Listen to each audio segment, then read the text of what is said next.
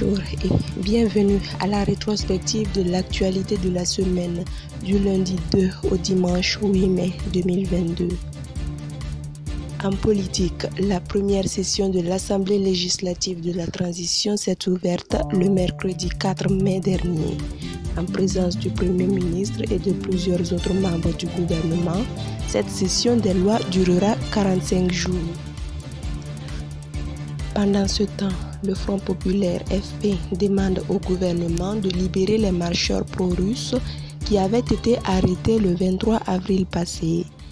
Pour ce parti politique, les marcheurs ne faisaient qu'exprimer leur opinion.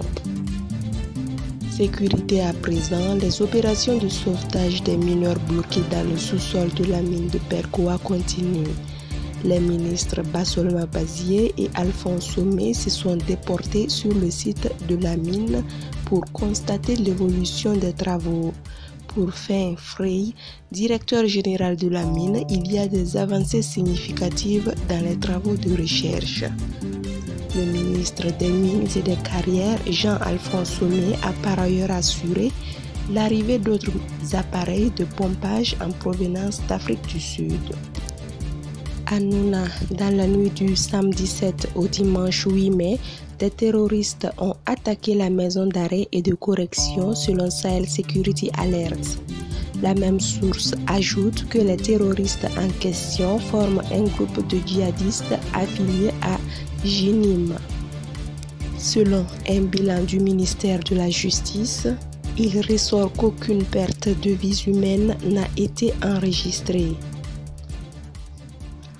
Autre nouvelle du front, des attaques ont eu lieu contre les forces de défense et de sécurité et parfois contre les VDP et des civils dans le Samatenga, le Lorum et le Seno.